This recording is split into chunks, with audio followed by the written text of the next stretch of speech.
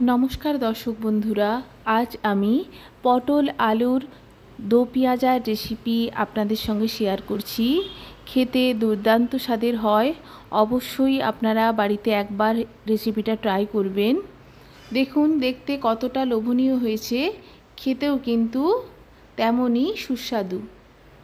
পটল আলুর দো পেঁয়াজা তৈরি করার জন্য আমি কড়াইতে দিয়ে দিয়েছি প্রথমে পরিমাণ মতো সরষের তেল। চেষ্টা করবেন রেসিপিটা সরষের তেলে তৈরি করার। সরষের তেলে তৈরি করলে স্বাদটা বেশি ভালো হয়। আমি দিয়ে দিয়েছি পটল। লবণ না দিয়েই পটলকে আমি হালকা করে ভেজে নেব। প্রথমে পটলকে হালকা করে ভেজে নিতে হবে। পটল ভালো করে ভাজা হয়ে গেছে, আমি পটল প্লেটে তুলে নিয়েছি। অবশিষ্ট তেলের সঙ্গে অ্যাড করছি আরও একটু পরিমাণ সরষের তেল। দিয়ে দিচ্ছি গোটা জিরে ফোড়ন হিসাবে ও দুটো তেজপাতা। আমি গাছের তেজপাতা, টাটকা তেজপাতা ব্যবহার করছি। আপনারা বাজার থেকে কিনে আনা তেজপাতাও দিতে পারেন। ফোড়ন থেকে সুন্দর গন্ধ বেরিয়ে এলে দিয়ে দিচ্ছি কেটে রাখা পেঁয়াজ ও পরিমাণ মতো লবণ। লবণ আমি প্রথমেই পরিমাণ মতো অ্যাড করে দিচ্ছি। দেখুন পেঁয়াজের পরিমাণটা এখানে একটু বেশি ব্যবহার করেছি আমি, যেহেতু দো পেঁয়াজা তৈরি করব। পেঁয়াজের পরিমাণটা একটু এখানে বেশিই প্রয়োজন। পেঁয়াজকে প্রথমে আমি গোল্ডেন ব্রাউন করে হালকা করে ভেজে পেঁয়াজগুলো কড়াইয়ে এক সাইড করে দিচ্ছি এবং তেলটা দেখুন কড়াইয়ের মাঝখানে তেলটা নেমে এসছে।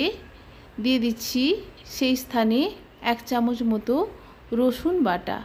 রসুন বাটাকে তেলের সঙ্গে হালকা করে নাড়াচাড়া করে আমি পেঁয়াজ ও রসুনকে হাতে কিছুটা সময় নিয়ে ভেজে নেব। পেঁয়াজ ও রসুনকে খুব ভালো করে ভেজে নিতে হবে।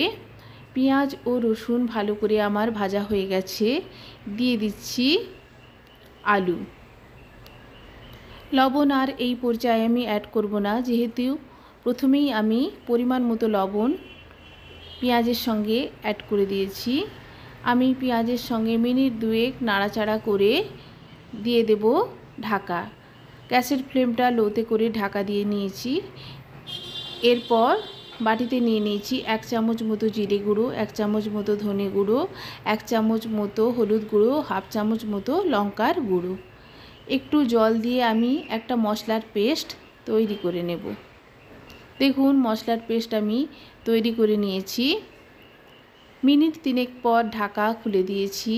দেখুন আলু খুব ভালো করে ভাজা ভাজা হয়ে গেছে। আলুকে এইভাবে প্রথমে ভালো করে ভেজে নিতে হবে। দিয়ে দিচ্ছি টমেটো।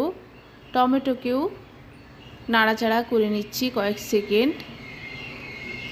এরপর আমি অ্যাড করে দেব মশলা।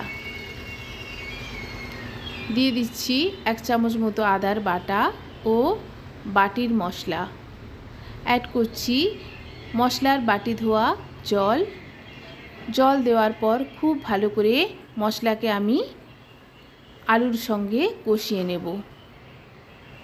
এই পর্যায়ে দেখুন আলু আমার প্রায় 40% সেদ্ধ হয়ে গেছে। ভালো করে কষিয়ে নিতে হবে। মশলা দেখুন ভালো করে কষানো হয়ে গেছে। দিয়ে দিচ্ছি আগে থেকে ভেজে রাখা পটল। পটলকেও মশলার সঙ্গে আমি নাড়াচাড়া করে নিচ্ছি। যেহেতু ভেজে রাখা পটল অ্যাড করছি শেষের দিকে, পটল কিন্তু যেহেতু ভাজা আছে সেদ্ধ হতে বেশি সময়ের প্রয়োজন নেই। আলুর সঙ্গেই পটল সেদ্ধ হয়ে যাবে। মশলার সঙ্গে খুব ভালো করে আমি পটল ও আলুকে কষিয়ে গ্যাসের ফ্লেমটা লোতে করে দিয়ে ঢাকা দিয়ে দেব। ঢাকা দিয়েই আমি পটল ও আলুকে সেদ্ধ করে নেব। পটল থেকে যে পরিমাণ জল বেরোবে সেই জলেই আলু ও পটল দুটোই প্রায় সেদ্ধ হয়ে যাবে। দেখুন ঢাকা খুলে দিয়েছি। পটল থেকে বেশ খানিকটা জল বেরিয়েছে।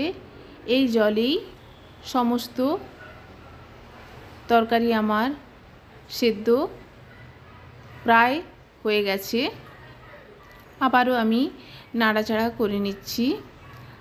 আমার এই রেসিপি যদি ভালো লাগে অবশ্যই আমার চ্যানেলকে লাইক, কমেন্ট অ্যান্ড সাবস্ক্রাইব করবেন বন্ধুরা। একটা আলু ভেঙে আমি দেখিয়ে দিচ্ছি, দেখুন আলু খুব ভালো করে সেদ্ধ হয়ে গেছে। আমার তরকারি প্রায় রেডি সার্ভ করার জন্য। এইভাবে আপনারা পটল, আলুর দো পেঁয়াজার কষাও খেতে পারেন। আমি 1 কাপ মতো জল অ্যাড করে সার্ভ করি।